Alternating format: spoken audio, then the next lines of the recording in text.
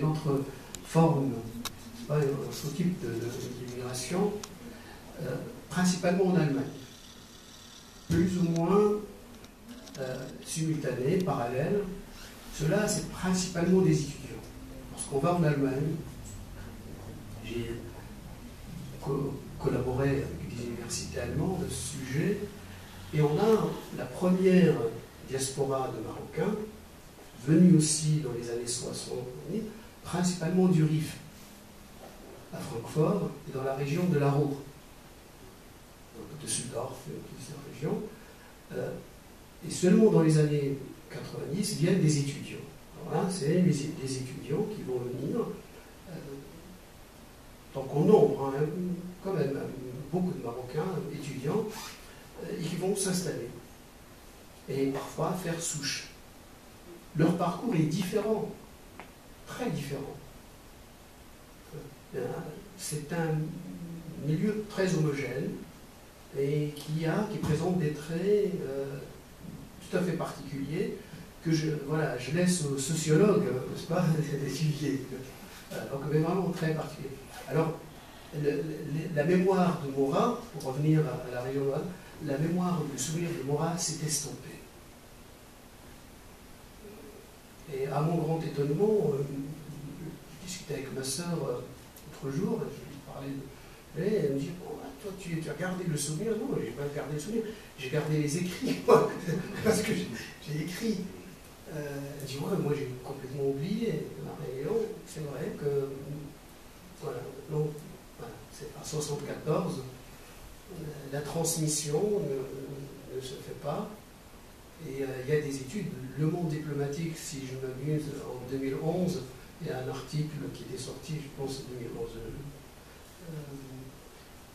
parlait de Maurras, avec un titre bien sûr très choc, Maurras, le négrier. Donc, il y a quelques études universitaires consacrées, il y a un film qui avait été fait sur Maurras, mais sans plus. Alors, moi, ce qui m'intéressait aujourd'hui, ce que je portais en moi, c'est ce regard des femmes, en particulier. Le reste, bon, voilà, à mon avis, il y a suffisamment à dire. C'est juste ce témoignage spontané, parce que la poésie est universelle. C'est la forme artistique, la forme d'expression la plus intimiste, la plus spontanée. Je ne pense pas que ces femmes se sont enfermées pour réfléchir, dire voilà, je veux dire ceci, cela. Ça sort du cœur spontané. Donc, voilà, ça c'est intéressant. Et c'est des femmes, comme je vous disais, tout jeunes adolescents. La question libyenne et le complot libyen, j'ai entendu ça, oui, de quoi est-ce qu'elle parle, qu'est-ce que ça veut dire, les Libyens qui veulent se prendre au roi? Non, je ne comprends pas. Et dans leur oasis ou leur montagne, elles étaient au courant, en tout cas, on trouve l'écho. Et puis c'était véridique, c'est la montagne ici là. Oui, c'est véridique. C'était passé. Ah oui, c'est. C'était loin du témoin. Ah oui, l'histoire. Plus tard, lorsque j'ai cherché, effectivement, et elle était bien, très bien informée. Hein, ou alors, les femmes ont aussi cette image, on dit que Maurras, quand elle voue Maurras au diable, que son avion s'écrase. Ça aussi, c'était. Ils étaient bien informés. Voilà. Ça, c'est très intéressant. Donc, on a un document, donc la poésie, c'est un document. Et c'est pas que uniquement la vallée du Dara, mais si on remonte vers Tishka et tout ça, vous avez plus loin la Mouloudère. Quand vous passez l'année, le printemps et à la récolte, il n'y a que des femmes avec les vaches et avec la taille. Il n'y a pas d'hommes. C'est que en été, on voit une Peugeot devant la maison, vachette, et on sait que c'est un Marocain. Absolument. Je vois très bien la modèle sur la route de Zama, mais en fait, on peut tracer notre ligne, hein, c'est de venir une dalle. Sur cette route qui va jusqu'à Tenrir, jusqu'à Tenrir et passer de l'autre côté de versant. Ce sont les mêmes, plus ou moins les mêmes vécus sur place, la même histoire. est-ce qu'académiquement, on a pris en charge et on a pris au sérieux toute cette période, tout ce témoignage qui maintenant appartient à l'histoire du Maroc, dans le plaidoyer culturel et politique de cette région? Il y a des travaux, j'en ai vu. Alors, il y a un problème avec un certain nombre de ces travaux, parce que parfois, ils sont le fait de jeunes chercheurs berbères marocains, et parfois leur enthousiasme, l'identification les empêche de placer tous les filtres qu'il faut. Il y a une trop grande proximité, une identification par l'interprétation, la lecture est biaisée parfois par ce que j'appellerais pour ma part un certain militantisme. Donc ça, on a encore ce problème, mais je pense la deuxième génération qui viendra va évoluer dans le sens correct, mais en tout cas le corpus n'est pas perdu. C'est ça qui est intéressant. On retrouve le corpus qui n'est pas perdu. Il y a aussi, grâce à, et je dois lui rendre hommage et tout, à Claude Lefigure, qui est un des plus grands spécialistes de la question de l'immigration. Il a travaillé sur l'immigration dans la poésie berbère, mais dans son ensemble, c'est-à-dire depuis Sousse jusqu'au Moyen Atlas. En tout cas, merci beaucoup pour l'exposé. Il est très. En tout cas, moi, je ne connais pas cette région, c'est tout. Je ne sais pas ce que c'est. Si jamais arrivé jusque là-bas, en tant que Marocain, je le regrette. J'ai entendu à travers les bribes de poésie, parce que le texte il doit être un peu plus lent. Le départ, le détachement, l'arrivée et la recréation de nouveaux rapports entre hommes et femmes. Je dirais ce va-et-vient, moi, il me fait écho à une autre problématique au niveau de l'immigration, notamment à travers la musique, parce que le rail nous a éclairé sur la partie de départ avec une musique de la nostalgie, dire, et puis la musique du rap, le rail de l'intégration. Dans cette poésie aujourd'hui, où se situe la nostalgie, dite et racontée par ces femmes, si elle existe? S'il vous plaît, juste, si vous permettez, s'il vous plaît, j'avais un commentaire sur la question de l'immigration, parce que pour moi, Félix, je crois qu'il est venu pour chercher des mains, de la force de travail. Mais je crois que ça a toujours continué. Maintenant, juste dans nos jours, c'est un peu la fuite des cerveaux. Donc il y a des cabinets qui partent, dans le nouveau Félix Morin, qui part là-bas, il prend des élèves des meilleures écoles au Maroc. Durant sa première année, il le fait signer un contrat, il vient. Donc ça continue. Maintenant, il y a différentes facettes d'émigrés, comme C. Hassan a mentionné.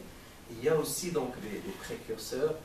Je voudrais juste saisir l'occasion pour saluer ces Hawedar et ses amis qui sont ces Hawedar جانا من لونوي الطريق طويله باش يحضر معنا مرحبا بك سي حويدار نساو الاسئله هادو من الناس لي بريكورسور دونك il était président de l'UILEDIA. Donc là où il y a des concentrations de Marocains, il y a une histoire, vraiment. Et j'aimerais bien, je vous l'idée maintenant, je suis dans la recherche d'un étudiant qui pourrait, dans son master de recherche ou doctorat, d'essayer de voir au moins, d'identifier juste le descriptif, qu'on ait donc une base de données de tous les Marocains, au moins au niveau de la région de l'Est, pourquoi pas en France et en Europe. D'accord, merci.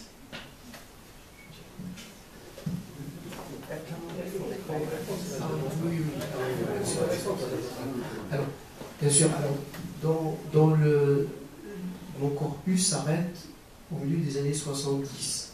Ça, c'est vraiment, même si j'ai collecté d'autres textes ultérieurement, certains j'ai recueillis dans les Vosges même, près de la famille, mais ça remonte à cette période. Alors je n'ai pas de textes qui parlent du vécu d'aujourd'hui, ils doivent exister. Alors la question de la poésie, c'est intéressant de faire le lien avec le rap et le rail. C'est vrai que une partie de mon introduction que j'ai abrégée, enfin que j'ai supprimée, j'avais prévu de parler de la poésie en général. Donc, nous sommes quand même, c'est à l'occasion pas de la poésie que nous sommes là. Et on croyait la poésie morte, au moins en Occident. Or, non, elle vit, la poésie existe, toutes les formes. Elle n'a jamais cessé de se régénérer, de réexister, de se réinventer. Là, dans le slam, par exemple, on vient des États-Unis et qui a des racines en Europe, d'abord en Allemagne et puis en France, une forme de poésie urbaine, voilà, qui défie le temps et les règles, qui réinvente des modes d'expression. Probablement que à chercher, on peut trouver encore chez des jeunes des formes d'expression qui témoignent du vécu, donc des nouvelles migrations. Mais personnellement, je ne m'y suis pas intéressé. Une voix féminine.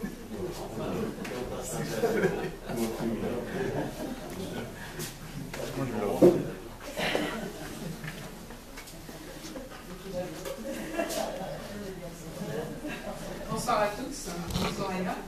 En tout cas, je vous remercie beaucoup donc, de ce tableau que vous avez brossé de l'immigration et qui me renvoie, bon, je ne suis pas d'origine berbère, mon mari l'est, et donc j'ai vécu ce que vous avez dit à travers ma belle famille en quelque sorte, et jamais en tant que marocaine de Marrakech. Donc si vous voulez, j'avais l'impression dans votre récit que seules les personnes du sud ou les berbères, je dis bien j'avais l'impression à travers votre récit, que seules ces personnes-là venaient en France et dans ce cas de figure-là. Et j'essaye un petit peu de retourner en arrière, enfin quelques années de ça, puisque ça ne me rajeunit pas, au moment où j'avais fait mon DEA donc, en sciences de l'éducation, avec un intitulé qui est le maintien des liens des émigrés avec leur culture d'origine. Et souvent, donc, dans le cadre de mes enquêtes, ben, je ne rencontrais pas beaucoup de berbères en quelque sorte, ici en tout cas. Seules les personnes immigrées, donc beaucoup de Casa, beaucoup des environs de Casa, que je rencontrais, donc, et essayer de voir quel était le lien qui maintenait avec la culture d'origine. Et à aucun moment, donc, j'ai eu ce retour, hein, en fait, de cette image-là, donc, que c'était difficile pour eux, que c'était un arrachement, que c'était... Et moi, je fais partie, entre autres, pour vous dire, je fais partie de la troisième catégorie d'immigrés que vous avez... dont vous avez parlé tout à l'heure, c'est 90. Donc, les étudiants, ceux qui venaient étudier en 90. Enfin, non, en 80 déjà. En 79, 80. Voilà. Donc, il faut revenir un peu en arrière, parce que aussi en 79, 80, il y en avait beaucoup qui sont venus. Oui. Ouais. Donc, du coup, j'ai jamais senti, j'allais dire, cet arrachement chez ces personnes. Est-ce que ça diffère par rapport à ce degré d'attachement donc des berbères à la terre, à la famille, etc. Ou est-ce que c'est autre chose donc, que je ne maîtrise pas? Et à chaque fois donc, qu'on parlait poésie en quelque sorte, c'était plus la étape qui sortait et près de l'Iyadi qui sortait plus qu'autre chose. Donc juste ça, si vous avez une remarque.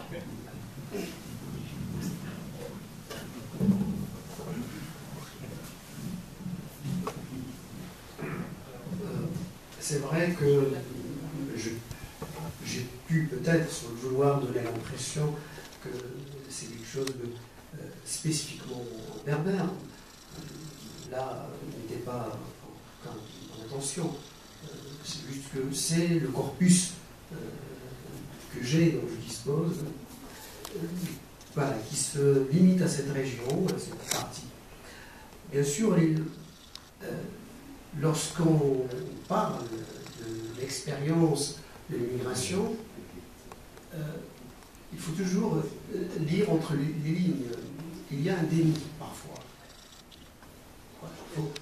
Parfois, il n'est pas facile.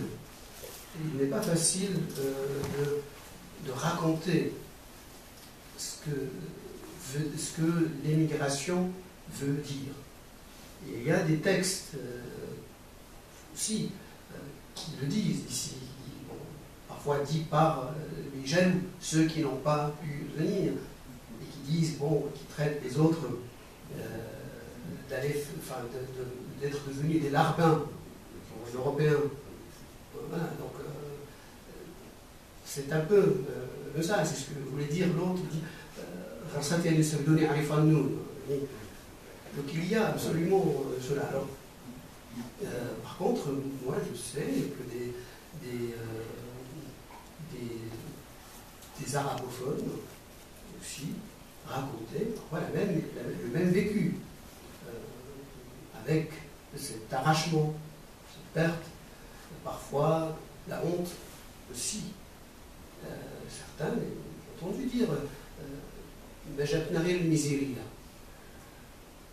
seule la misère amenée ici. Et on a, j'ai des textes, je veux dire, une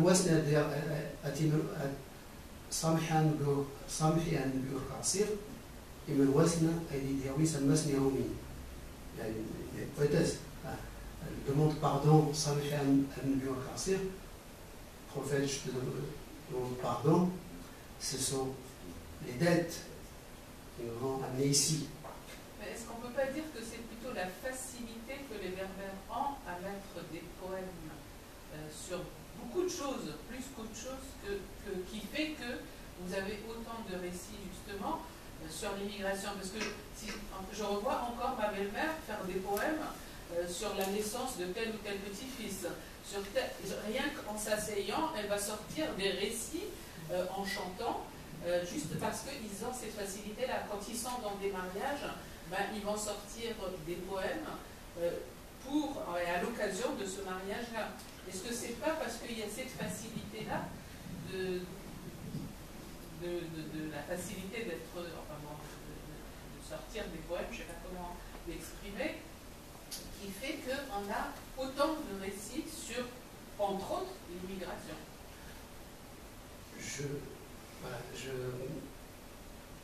Comme on dit en français aujourd'hui, j'ai envie de dire que dans cette région, dans la région du drap en particulier, et qui va jusqu'à la Chili, débordé jusqu'à la Chili, la présence de la poésie est quotidienne. Je parle sous l'autorité c'est vraiment, que ce soit arabophone ou berbérophone, c'est vraiment extrêmement présent. Les déclamations de poésie sont très présentes. J'ai des oncles, des tantes, arabophones ou berbérophones, pour moi, des poètes et des poétesses. Donc, dans les deux langues, c'est vraiment très présent, vraiment très prégnant dans cette région. Le Sahara, donc le désert, soit il crée des prophètes ou des poètes. C'est tout. On va pas faire ajouter par rapport à en fait le canal d'expression dans toute sa région, comme pour le Maroc, on appartient à une tradition orale. Donc tout se passe par l'oralité. Et il ne faut pas oublier que la religion musulmane, c'est le socle commun, et que les gens, les femmes en particulier, qui n'ont pas eu la chance d'aller, parce qu'il n'y avait pas d'école dans les années 60, dans les villages les plus reculés, en fait, il n'y a que cette tradition orale, qui va leur apprendre, et grâce à la poésie, même les rudiments de la religion musulmane. Hein, comment faire le wudu, comment faire la prière, comment aller au Hajj. Tous ces récits-là, les récits des grands prophètes, Abraham, Moïse et tout ça, c'est pas la poésie berbère. Moi, je connaissais ces histoires à travers la bouche de ma mère parce qu'il me les racontait poétiquement. Et c'est très très attachant.